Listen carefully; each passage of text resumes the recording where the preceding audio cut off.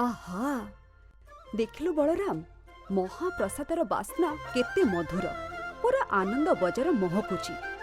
हाँ जगा ए बास्ना नाकरे बाजिले ही मो पेटरे भोकर निया जଳି उठुची।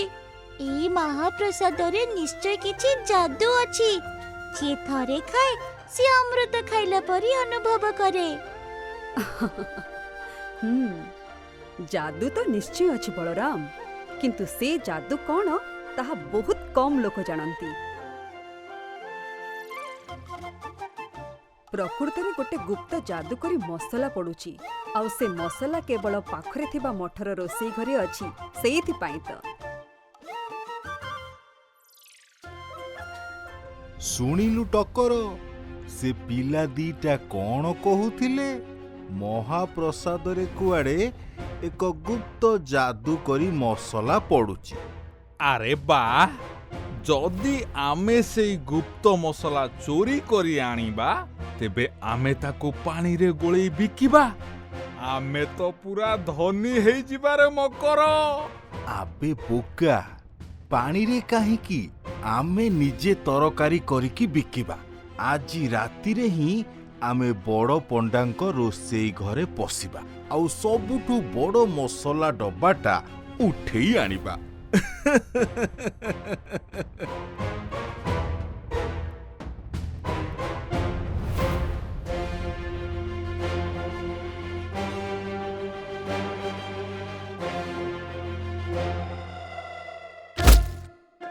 अरे आस्ते सोईथिबा लोक को उठेबू ना कौन? हे देख सेठी केते गुडे हांडी अछि। निश्चय सेइथिरे से गुप्त मसला थिबो। जगा ए दुष्ट चोर दुईटा एठी कोन करूछंती? मु एबे जाई से मानको पानी दउची। जाउची समस्त को उठेई देबी। अरे बलराम सीधा मारिले मजा कोन आसीबो। चल आज सेमानक सह टिके खेल खेलिबा।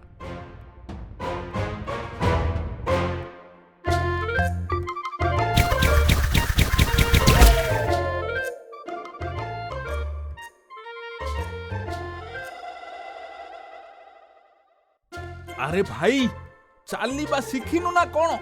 एठी कौन नाचिबा को आसीछु?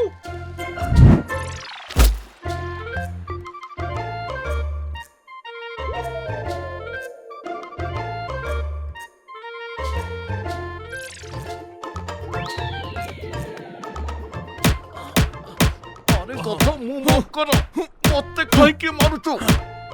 हांडी बाहर कर।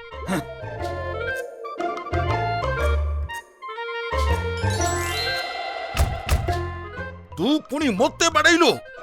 नाई तो मो हातर तो किछि नाही।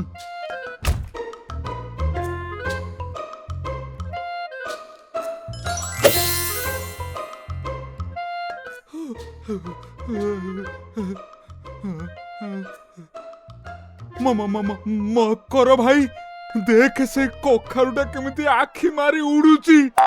एठी भूत अछंती की? भूत फूत किछि नुहे। एहा निश्चय से गुप्त मसलार जादू। अरे शीघ्र जाई की खोज।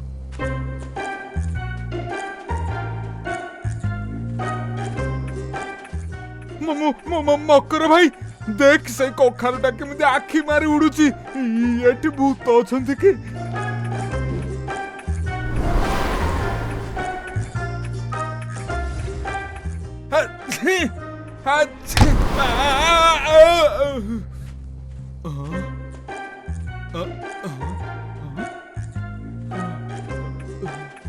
मकर भाई मते बचाओ।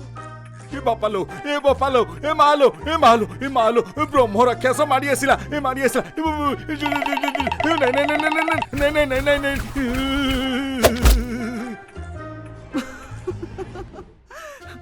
देखिलु बलराम केमिति सुंदर भूत दीटा।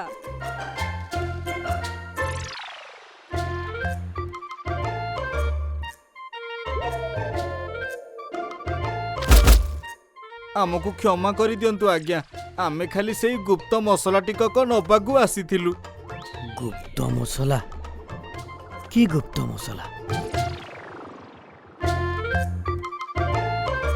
ବୋକା କୋଉଠିକାର ଲୋଭରେ ପଡ଼ି ତୁମେମାନେ ଅନ୍ଧ ହୋଇଯାଇଛ।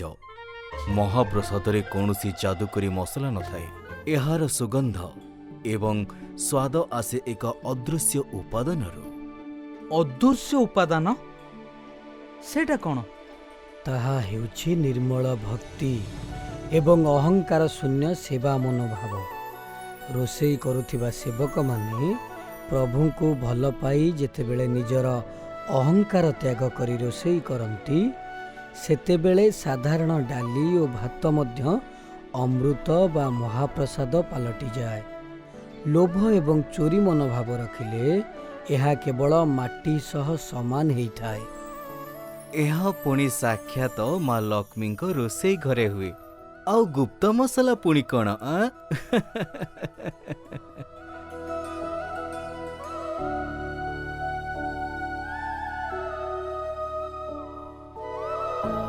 ଜଗା, ତୋର ମାୟା ଅପାର। ଦୁଇଟା ବଡ଼ ଚୋର ଆଜି ପରମ ଭକ୍ତ ପାଲଟି ଗଲେ।